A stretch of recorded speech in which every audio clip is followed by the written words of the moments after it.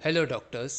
ये मेरे यानी डॉक्टर समीन मंसूरी के metaphorical meaning of mind rubrics का 10वां वीडियो है।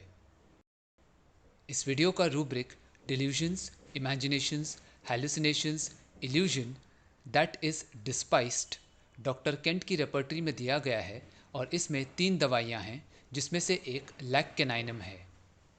नई रेपर्टरीज ने इस रूब्रिक में और भी दवाइयाँ ऐड की हैं, लेकिन इस वीडियो में मैं लैक्केनाइनम को इस रूब्रिक द्वारा एक्सप्लेन करूँगा। डिल्यूजन्स, इमेजिनेशंस, हेलुसिनेशंस, इल्यूजन, इन चारों टर्म्स के डिफरेंसेस को मैंने अपने हायोसैमस के video delusions chasing and driving peacocks में एक्सप्लेन किया है। उसका लिंक डिस्क्रिप्शन में है, तो आप उसे रेफर कर सकते हैं। डिस्पाइस, ये शब्द लैटिन वर्ड डेस्पिकेट से ओरिजिनेट हुआ है, जिसमें 2 शब्द कंबाइंड हैं। डी मतलब डाउन और स्पेसर मतलब to look at. Despise word के मीनिंग में 2 पार्ट्स हैं। पहला, लोग पेशेंट में कोई दोष होने के कारण उसे नापसंद करते हैं, उससे नफरत करते हैं और उससे दूर रहने की कोशिश करते हैं। दूसरा, ज़रूरत पड़ने पर लोग पेशेंट के प्रति अपनी नाराज़गी बिल्कुल बेझिझक होकर एक्सप्रेस करते हैं और पेशेंट का दोष बताते हैं, जिससे पेशेंट को ये लगता है कि लोगों के अनुसार वो इज्जत के बिल्कुल भी लायक नहीं है। तो इस रूब्रिक में मौजूद दवाइयों को ये लगता है कि बीमारी के कारण लोग अब पेशेंट को नापसंद करते हैं, उससे दूर रहते हैं और अपमान भी करते हैं। एग्जाम्पल 1, एक ऑफिस वर्कर ने कहा कि मुझे गैस की प्रॉब्लम है। कसम से बोलता हूँ, मुझे बहुत ज़ोर से डकारें आती हैं और कभी कभी मैं बहुत बदबूदार गैस संडास के रास्ते से पास करता हूँ। पहले तो मैं अपने ऑफिस के बाकी लोगों के साथ मिलकर लंच करता था, लेकिन कसम से इस प्रॉब्लम के बाद तो लोग ऐसे अवॉइड करने लगे हैं कि क्या बताऊँ। जब भी किसी को अपने साथ खाने के लिए बुलाता हूँ तो लोग कोई ना कोई बहाना बनाकर आने से मना कर देते हैं। एक कॉलीग ने तो कहा भी कि छी, पता नहीं तुम क्या खाकर आए हो जो इतनी बदबू वाली गैस छोड़ते रहते हो, और ऐसा कहते हुए अपना टिफ़िन लेकर दूसरे टेबल पर चला गया। इस प्रॉब्लम से मैं इतना परेशान हो गया हूँ कि टॉयलेट जाने के बाद अपने हाथ 4 से 5 बार धोते रहता हूँ, सिर्फ इसलिए कि वो बदबू मुझे महसूस ना हो। कसम से बोलता हूँ डॉक्टर साहब, अब तो मैं खाने में भी सिर्फ हल्की फुल्की चीज़ें लेना पसंद करता हूँ, यानी ऐसा फूड जिसमें घी, तेल और मिर्च मसाला कम हो, ताकि मेरा हाजमा अच्छा रहे और गैस की तकलीफ़ ठीक हो जाए। अपनी इस बीमारी को ठीक करने के लिए मैंने कई इलाज करवाए, 3 साल तक दवाई खाई, लेकिन कोई फ़ायदा नहीं हुआ। अब तो ऐसा लगता है जैसे मेरी इस बीमारी का कोई इलाज बना ही नहीं है। कसम से डॉक्टर, आप जितने वक्त के लिए बोलोगे मैं इलाज करवाने के लिए तैयार हूँ, बस मैं ठीक होना चाहता हूँ। इसके बाद पेशेंट की वाइफ ने बताया कि पेशेंट ने घर में कहा है कि उसके खाने की प्लेट और कपड़े भी सबसे अलग रखे जाएं। अगर पत्नी पेशेंट के कपड़ों को हाथ भी लगाती है तो पेशेंट कहता है कि इन्हें हाथ मत लगाओ, उसमें से बदबू आ रही है। पत्नी ने यह भी बताया कि ऐसा बोलते समय पेशेंट का चेहरा इस बात को दर्शाता है कि उन्हें डकार और फ्लेटस से आने वाली दुर्गंध के कारण खुद से और खुद के कपड़ों से भी नफरत हो गई है। फिर पेशेंट बोलने लगा, कसम से इस बीमारी की वजह से जब मैं अपने काम पर ध्यान नहीं दे पाता हूँ तो मुझे डर लगता है कि मैं अपना काम पूरा नहीं कर पाऊंगा और नाकाम हो जाऊंगा। अब तो ये हाल है कि मैं किसी को भी छोटी छोटी बातों पर बद्दुआ देने लगता हूँ कि जैसी तकलीफ मुझे हुई है वैसी प्रॉब्लम उन लोगों को भी होनी चाहिए जो मुझे धुतकार रहे हैं या हर्ट कर रहे हैं, तभी उन्हें मेरा दर्द समझ आएगा। हालांकि मैं पहले मानता था कि किसी को श्राप देना अच्छी बात नहीं है और ऐसा नहीं करना चाहिए, लेकिन अब मुझे ये कहते हुए कुछ गलत महसूस ही नहीं होता। बस जिसे चाहा उसे बद्दुआ दे देता हूँ। तो इस केस में पेशेंट ने बात करते समय 4 से 5 बार कसम से फ्रेज का इस्तेमाल किया, फिर चाहे अपनी तकलीफ के बारे में बताना हो, या खाने में परहेज करने की बात हो, या ट्रीटमेंट कंटिन्यू करने की बात हो। यहाँ पेशेंट छोटी छोटी और मामूली बातों पर कसम खाता रहता है। तो ये रूब्रिक है cursing, swearing, desires about trifles. Repertory में स्वेर शब्द के लिए अलग से रूब्रिक नहीं दिया गया है। उसे कर्सिंग रूब्रिक में ही शामिल किया गया है। तो कर्स और स्वेर के डिफरेंस को समझते हैं। कर्स मतलब श्राप देना। इसमें पेशेंट को ये लगता है कि दूसरों के शब्दों या हरकतों ने उसे किसी न किसी तरह से मानसिक चोट या नुकसान पहुंचाया है, चाहे फिर दूसरों ने ऐसा सच में किया हो या फिर ये पेशेंट के अपने विचार हो सकते हैं। इस नाराज़गी के कारण पेशेंट विधाता या सुपीरियर पावर को ये गुहार लगाता है कि वो पेशेंट को ऑफेंड करने वाले को तकलीफ दें या उस इंसान के साथ कुछ बुरा हो जाए, ताकि पेशेंट को हर्ट करने वाले व्यक्ति को अपने कुकर्मों के लिए कठोर सज़ा भुगतनी पड़े। ये पेशेंट की आदत भी हो सकती है, जहां वो बिना वजह भी ऐसे श्राप देता रहता है। स्वेर का मतलब होता है कसम खाना। यहाँ बात करते समय पेशेंट खुद की या भगवान की या अपने किसी प्रिय व्यक्ति की कसम खाता है। पेशेंट ऐसा 3 कारणों से करता है। पहला, कसम खाकर पेशेंट अपने इमोशंस की इंटेंसिटी को एक्सप्रेस करता है। ये कोई भी इमोशन हो सकता है, खुशी, गम या गुस्सा। दूसरा, पेशेंट जिससे बात कर रहा है उस इंसान को अपने सच्चे होने का यकीन दिलाना चाहता है। और तीसरा, जब पेशेंट किसी की बात से पूरी तरह अग्री करता है तब भी वो अक्सर कसम खाता है। तो इस केस में पेशेंट अलग अलग वक्त पर कसम खाकर अपनी हालत की गंभीरता के बारे में बताता है और डॉक्टर को यह भरोसा भी दिलाना चाहता है कि वो ट्रीटमेंट डिसकंटिन्यू नहीं करेगा। पेशेंट के फाउल इरेक्टेशंस और फ्लेटस के कारण लोग पेशेंट के सामने उसे गंदा कहते हुए उससे दूर हो जाते हैं। तो ये रूब्रिक है डिल्यूजन्स दैट इज डिस्पाइस्ड। बदबू से पेशेंट इतना परेशान है कि वो अपने हाथों को बार बार धोते रहता है। तो ये रूब्रिक है washing always washing her hands. अब पेशेंट को हल्का खाना अच्छा लगता है, मतलब ऐसा खाना जो हैवी ना हो और आसानी से डाइजेस्ट हो जाए। तो ये रूब्रिक है लाइट डिजायर फॉर। पेशेंट ने 3 साल तक लगातार इलाज करवाया और इस डॉक्टर के ट्रीटमेंट को भी कंटिन्यू करने के लिए तैयार है। तो ये रूब्रिक है परसिवियरेंस। लेकिन ट्रीटमेंट करवाने के बावजूद तकलीफ के न ठीक होने पर पेशेंट को ये लगता है कि उसे कोई लाइलाज बीमारी हो गई है, मतलब उसकी समस्या का कोई समाधान नहीं है। तो ये रूब्रिक है delusions has incurable disease. Wife के अनुसार पेशेंट को खुद से और अपने कपड़ों से आ रही बदबू से घिन आने लगी है। तो ये रूब्रिक है डिस्गस्ट विथ हिमसेल्फ। काम पर फोकस न कर पाने पर पेशेंट को असफलता का डर सताता है। तो ये रूब्रिक है fear of failure in business और वर्क। पेशेंट को ये मालूम है कि किसी को बद्दुआ देना अच्छी बात नहीं होती, लेकिन अब पेशेंट किसी को भी बिना वजह और बिना किसी झिझक के कर्स देता रहता है। तो ये रूब्रिक है moral affections want of moral feeling. Moral affections want of moral feeling, इस रूब्रिक का डिटेल्ड एक्सप्लेनेशन मैंने अपने चाइना ऑफिसिनालिस माइंड रूब्रिक्स के तीसरे वीडियो में दिया है। उसका लिंक डिस्क्रिप्शन में है, तो आप उसे रेफर कर सकते हैं।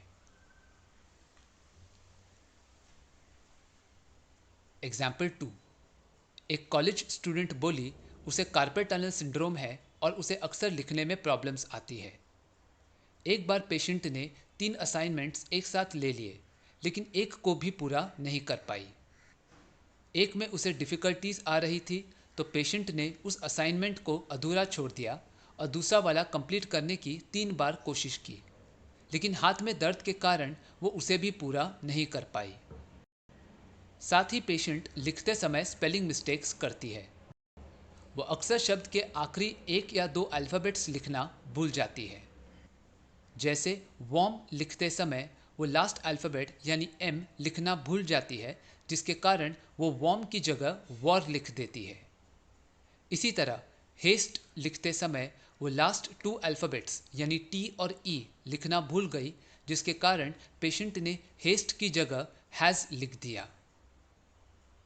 इसलिए एग्जाम्स में सही जवाब लिखने के बावजूद गलत स्पेलिंग्स के कारण पेशेंट को कम मार्क्स मिलते हैं। जब पेशेंट ने अपनी फ्रेंड से असाइनमेंट पूरा करने के लिए हेल्प मांगी, तो उसकी सहेली बोली, तू पेन तो ठीक से हाथ में पकड़ नहीं सकती, ये काम क्या खाक पूरा कर पाएगी? तेरी जगह ये काम किसी रेंगते हुए कीड़े मकोड़े को भी दिया होता ना, तो वो भी तुझसे पहले और तुझसे बेहतर तरीके से असाइनमेंट कंप्लीट कर देता।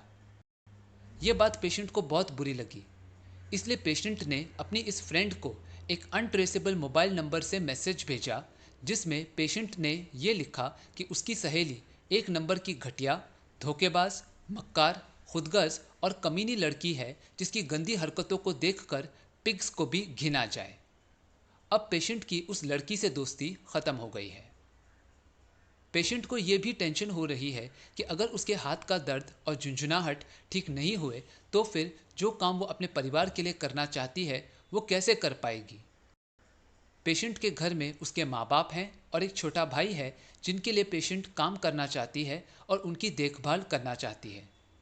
साथ ही इस दर्द के कारण पेशेंट को यही चिंता रहती है कि क्या वो अपना असाइनमेंट पूरा कर पाएगी या नहीं, और अपनी काबिलियत लोगों को साबित कर पाएगी या नहीं। इलाज को लेकर भी पेशेंट यही सोचती है कि क्या पता ये तकलीफ ठीक होगी या नहीं, कौन जाने। जब डॉक्टर ने पेशेंट को कहा कि आप ठीक हो जाओगी, तो पेशेंट बोली कि डॉक्टर उसे आप की जगह तुम कहकर बात करें, क्योंकि वो तो डॉक्टर से छोटी है ना। तो इस केस में पेशेंट ने एक ही वक्त पर बहुत ज़्यादा काम अपने हाथ में ले लिया, लेकिन अपनी लर्निंग प्रॉब्लम्स और हाथ में हो रहे दर्द के कारण एक भी असाइनमेंट पूरा नहीं कर पाई।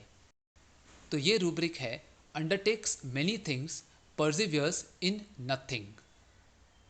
लिखते समय पेशेंट शब्दों के आखिरी एक या दो लेटर्स नहीं लिखती है, जिसके कारण वर्ड्स का मीनिंग चेंज हो जाता है और उनकी स्पेलिंग्स गलत हो जाती है। तो ये रूब्रिक है mistakes making in writing, omitting letters, final letter. अपनी सहेली से मदद मांगने पर पेशेंट को इतना लो फील कराया गया कि वो कीड़े मकोड़ों से भी ज़्यादा इन्फीरियर और बेकार है। तो ये रूब्रिक है डिल्यूजन्स दैट इज डिस्पाइस्ड। इस बेइज्जती का बदला लेने के लिए पेशेंट ने अपनी सहेली को मैसेज में गंदी और अपमानजनक बातें लिखी। तो ये रूब्रिक है writing to her best friends all sorts of mean and contemptible things. Writing में इंसान अपने थॉट्स, फीलिंग्स और ओपिनियंस को शब्दों के जरिए कागज़ पर एक्सप्रेस करता है।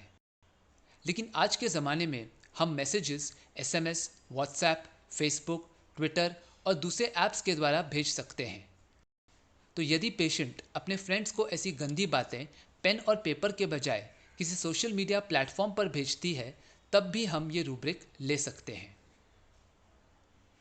पेशेंट अपने परिवार के प्रति अपने कर्तव्यों को पूरा करना चाहती है, लेकिन उसे डर है कि इस हाथ के दर्द के कारण वो ऐसा नहीं कर पाएगी। तो ये रूब्रिक है fear she will become unable to perform her duties. साथ ही पेशेंट इस बारे में श्योर नहीं है कि वो जो कुछ अचीव करना चाहती है क्या वो हासिल कर पाएगी या नहीं। इसी तरह क्या उसकी ये तकलीफ दूर होगी या नहीं। तो ये रूब्रिक है anxiety from doubt about success.